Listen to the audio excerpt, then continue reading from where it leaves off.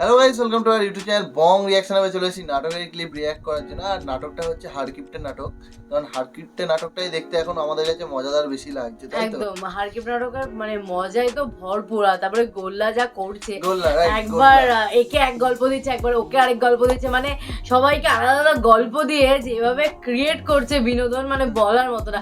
হাসতে হাসতে যে পেটে ব্যথা ধরে যাচ্ছে। যাকে তাকে চোর প্রমাণিত করে দিচ্ছে, যেখানে সেখানে নেমন্তন্ন নিয়ে চলে আসছে। তো যাই হোক, অনেক কিছুই খুব হচ্ছে। মজা লাগে, খুব মজা। লাস্ট ক্লিপে এরকমই কিছু বিষয়ের উপর দেখেছিলাম। তো এর পরের ক্লিপ মানে এই ক্লিপটাতে কি দেখবো, তো চলো বেশি দেরি না করে আগে একদম দেখি। রিয়াকশনটা শুরু করা যাক।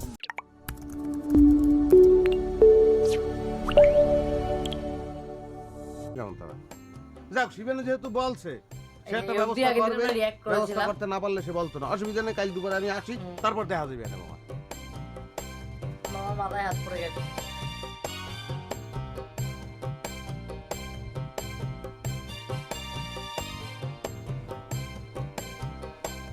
চাচা, ও চাচা, চাচা আমি বাউরালি, একটু আসবেন?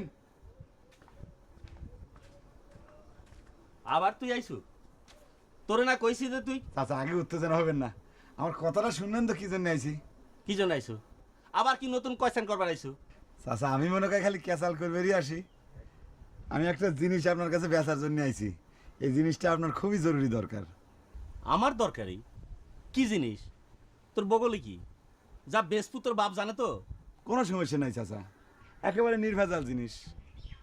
অনেকের অবশ্য নজরও পড়িছে, না হলে বাড়িতে রেখে বিক্রি করে পারলি পারে দাম একটু বেশি পাইতেন। তো জিনিসটা কি? দেখাচ্ছি খারান। একটা ইট নাকি নজর উড়ে। এই যে দেখেন,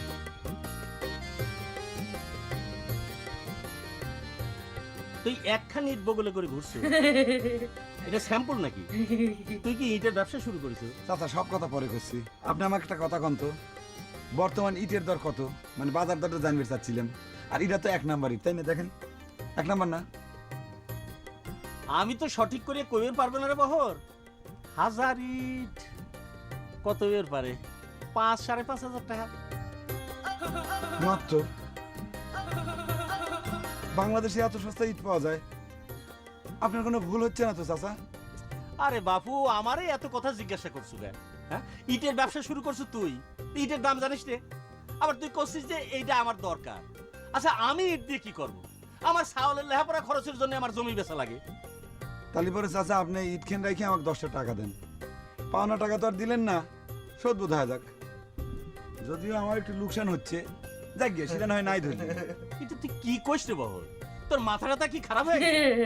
চাচা আপনি খালি সবসময় নেগেটিভ কথাবার্তা কন।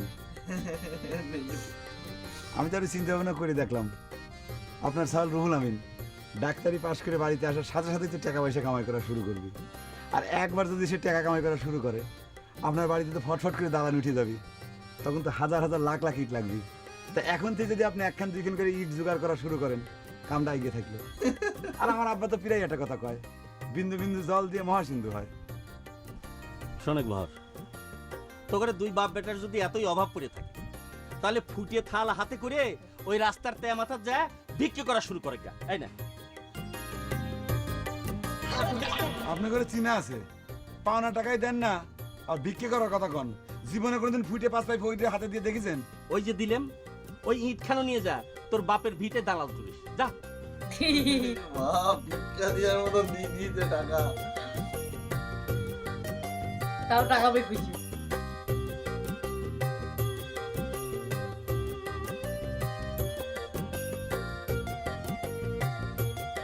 দশ টাকা পেয়েছে না 5 টাকা করে?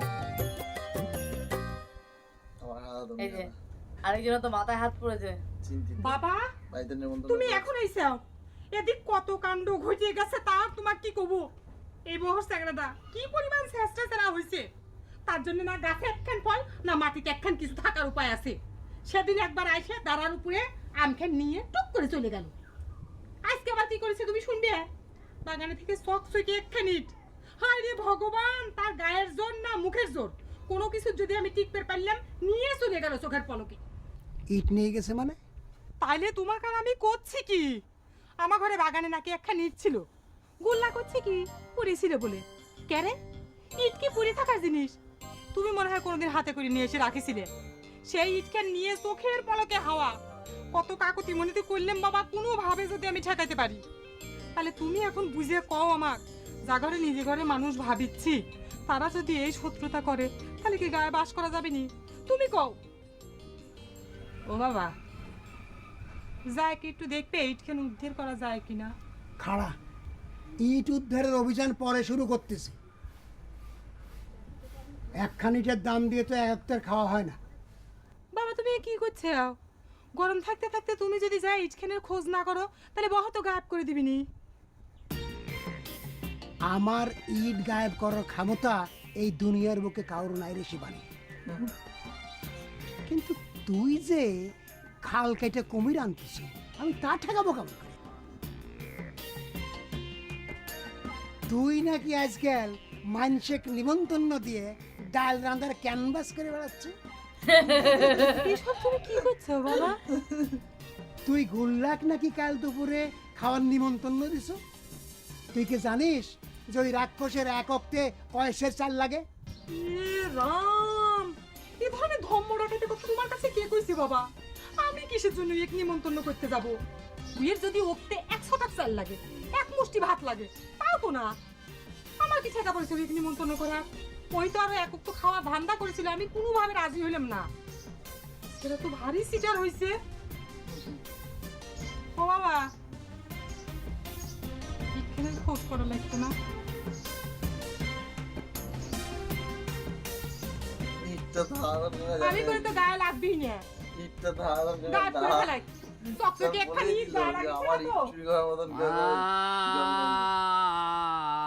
আয় আমার সাধনা ভূপেন, মিটিল আশা না পুরিল সকলে ফুরায়ে যায় মা। এ ভুবেন, বললি কি দেখাচ্ছে? এ গানের ভিতরে মাছ ধরছিস কিসের জন্য রে খামাখা? নিজেরা চিটারি করে বেড়াবি আর মা এসে তোকে মনের স্বাদ মিটিয়ে দিবি না?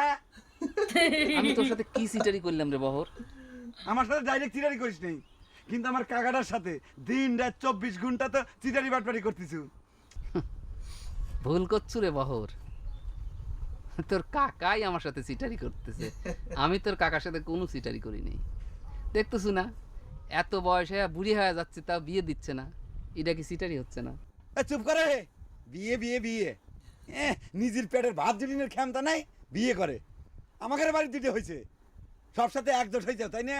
খারাপ, তোমাকে একজোট ভাঙার ব্যবস্থা করতেছি। এ স্যার, এই আবার তো শুনলাম নতুন করে নাকি চিরারি শুরু করেছু, সবার কাছে কয়া বেড়াচ্ছু, মালয়েশিয়া যাবি নাকি?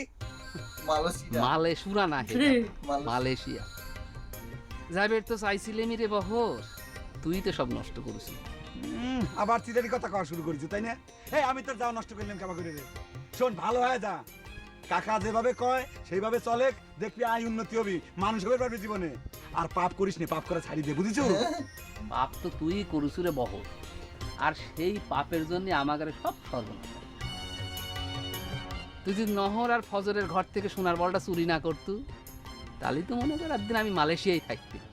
মুখ সামন করে কথা কইস কিন্তু কলাম ভুবেন, একটা লোহার বল রাখে সোনার বল কায়া জোর চুরি করিস তোরা, হ্যাঁ? এই আমার দুই ভাই যদি কোনো একটা জিনিস পাই থাকে, তাহলে পরে তুই সেটার অংশ দাবি করিস কেবা করে রে? নাকি আমার দুই বলদ ভাই পায়া তাকে মাথার উপর কাঁঠাল ভেঙে কার ধান্দা করতেছিল? আরে ভাই, অংশ কিভাবে হয় না হয় সেটা আমি নহর আর ফজর বুঝবে, তুই আরে বহর গামছায় ধরে না বগলতলা, এটা কি চুরি বলটা নাকি? হ্যাঁ, বুকা কানে কর, সোনার বল কোনো সোনার চার কোণে চাই রে, গাদা চিটার কোণে কর। দেখি দেখি দেখি দেখি কি চোখ দেখাবো? চুরি করে নিয়ে এসো দেখি, চুরি করবো কিসের জন্য? দেখি না, খবর দেখা দিবি না। এই শালা দেখি ভুবেন ভালো বিলে কিন্তু কলা, দেখি ভুবেন ভালো বিলে কিন্তু কলা। আবার বলিস।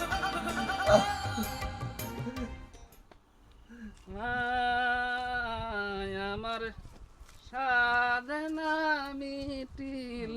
সারাদিন বাড়ি বাইরেই ঘুরে ঘুরে বেড়াচ্ছে, বাড়ি আর যাচ্ছে না। আমাকে জোর করে থাকবে কয়া আপনার বাড়িতে একটা অশান্তির সৃষ্টি হয়ে গেল। আমরা আরে বাপু, এই বাড়িতে অশান্তি লাগেই থাকে, তুমি থাইকেও হচ্ছে না থাকলে অশান্তি বাড়িতে। বাতাসের সাথে অশান্তি এই বাড়িতে উড়ে আসে। আমারই অশান্তি, কতটাই অশান্তি। মুরগিটা জবাই করা ঠিক হয় নাই আম্মা।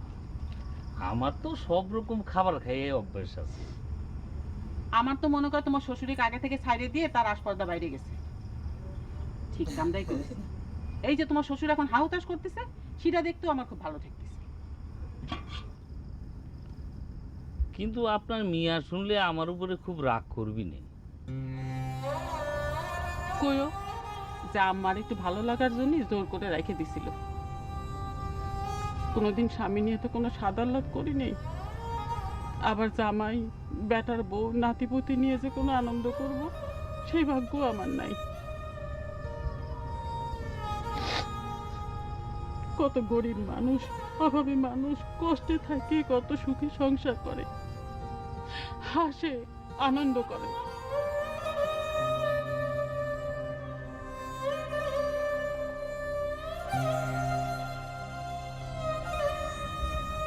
আম্মা। কষ্টের মধ্যেই আছে, সত্যি গেলে। আপনি তো আপনার মিয়াটার কাছে যায় কয়টা দিন থাকবার পারেন, তা তো মনটার মধ্যে একটু ভালো লাগে।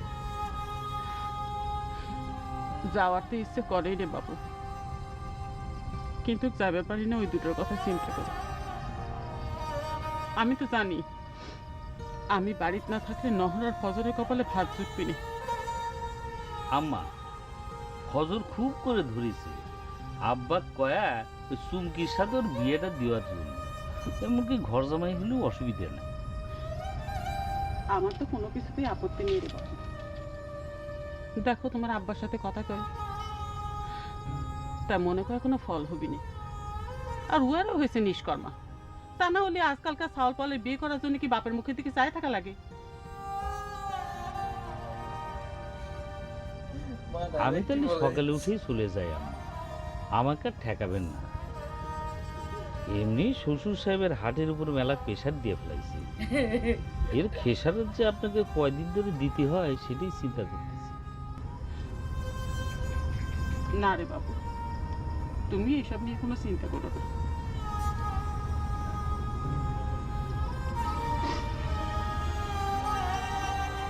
জামাইটা খুব ভালো,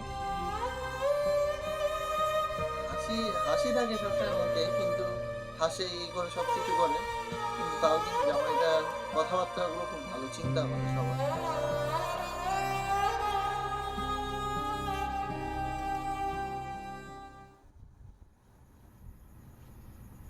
আব্বার কাছে এসছে শ্বশুর আব্বা। আব্বা, আব্বা তাহলে আপনি কোনো কথাই কবেন না আমার সাথে? দারুণ একটা লাগে। কথা কই আব্বা, মনে কিছু করবেন না। মেলা তো হইল, এখন এইসব বাদ দেন। টাকা পয়সা, ধন দৌলত, সম্পত্তি সম্পত্তি করে জীবনে অশান্তি সৃষ্টি করে কি কোনো আনন্দ আছে? আনন্দ থাকবি না কে?